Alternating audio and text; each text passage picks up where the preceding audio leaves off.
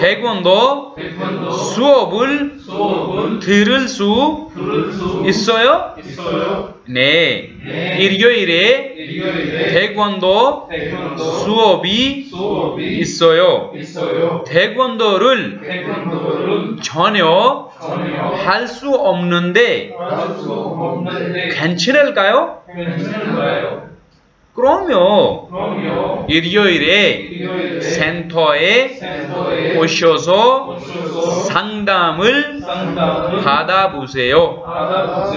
네, 알겠습니다. 감사합니다. अब मैं word to word आपको इसकी ट्रांसलेट करके बताता हूँ।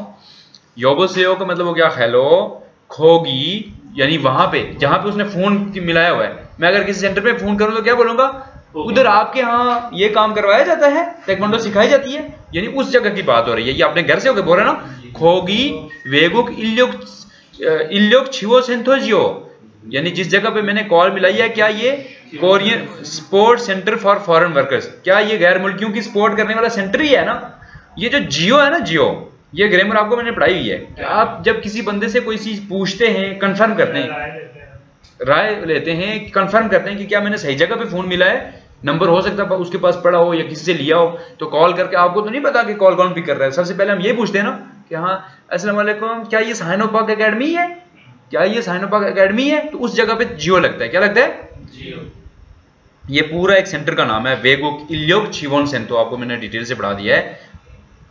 ने दूसरी लड़की क्या करी है? ने, हाँ आपने सही जगह पे कॉल की है, ये वही है। ने का मतलब क्या होगा? हाँ, ये जो बात आपने की है उसका मतलब है कि ने आपने सही जगह पे कॉल की है। मोलसुल, मोलसुल और मोल एक ही मतलब है कि कौन सी चीज को, किस चीज को या किस चीज का। थोवा, थोवा बोलते हैं हेल्प को। थोवा किसे बोलते हैं? हेल्प को। थ्रिल कायो, छूदा का मतलब भी होता है देना, थ्रीदा का मतलब भी क्या होता है? देना। लेकिन यहां पे इसने थ्रीदा क्यों इस्तेमाल किया है? क्योंकि ये कस्टमर है और कस्टमर के साथ रिस्पेक्ट करनी पड़ती है। यहाँ पे ज्यादा वो रिस्पेक्ट की जा रही है।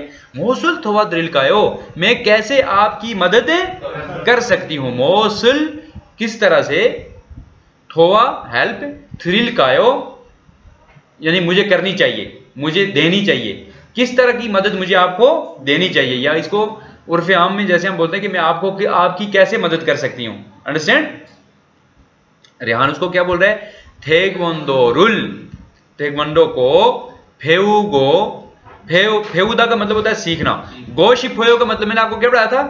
चाहना, ये करना चाहता हूं, वो करना चाहता हूं। गोशिफोयो पढ़ा हुआ ना, उसके साथ फिर उंदे वाली ग्रामर लगी हुई है कि मैं 태권도 सीखना चाहता हूं, तो ये लिहाजा मैं 태권도 सीखना चाहता हूं, लिहाजा खोगी ऐसो, वहां आपके यहां, वहां से 태권도 सुओब, सुओब बोलते हैं क्लास को।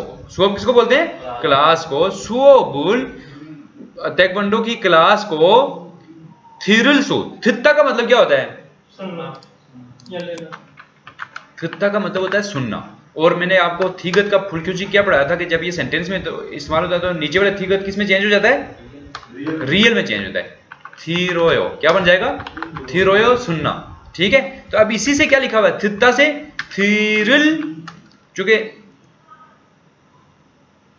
यहां पे ये उल सुइसो बनेगा। हाँ, ये उल सुइसो पता है क्यों बनेगा? क्योंकि इसका यहां पे रियल के बाद उल सुइसो इसलिए होगा कि ये बेसिकली जो है ना थीगत की वजह से आया है।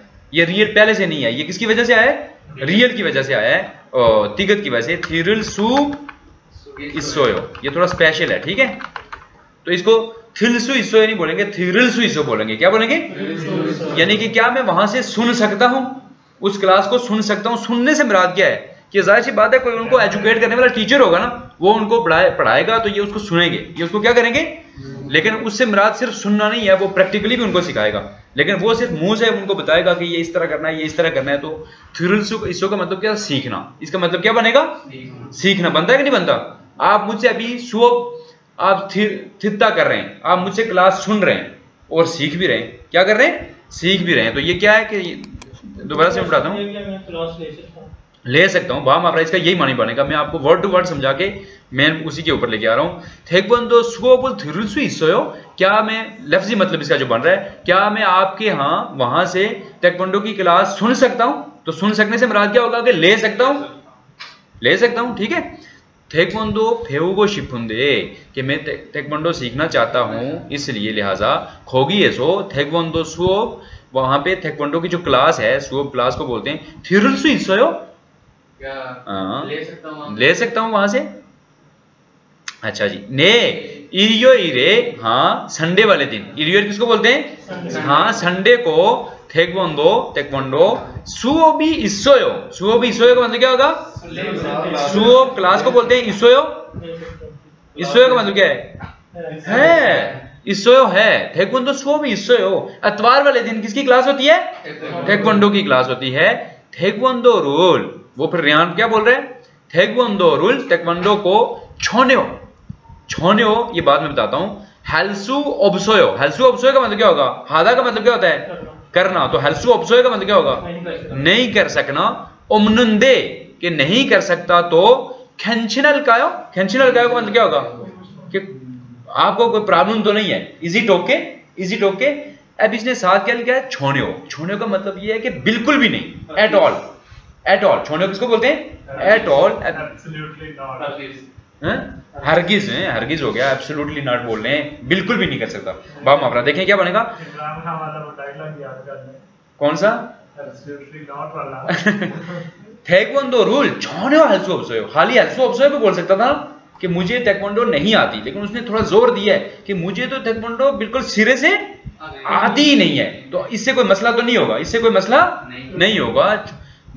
태권도 रूल छोन्यो हेल्सु 없는데 괜찮을까요? कि मुझे तो 태권도 सिरे से आती ही नहीं, बिल्कुल पता ही नहीं है। 괜찮을까요? उससे इजी टोके, क्या कोई प्रॉब्लम तो नहीं है? वो क्या करिए? क्रोम्यो। क्रोम्यो का मतलब होता है हाँ ना, कोई मसला नहीं है, हाँ ना कोई मसला नहीं है। क्रोम्यो ये इस सेंस में इस्तेमाल होता है, जैसे मैं आपसे पूछूं कि मुझे तो क्रिकेट बिल्कुल भी नहीं आती, मैं आपके साथ खेलने के लिए चला जाऊं, आप बोलेंगे क्यों नहीं, आप क्या बोलेंगे?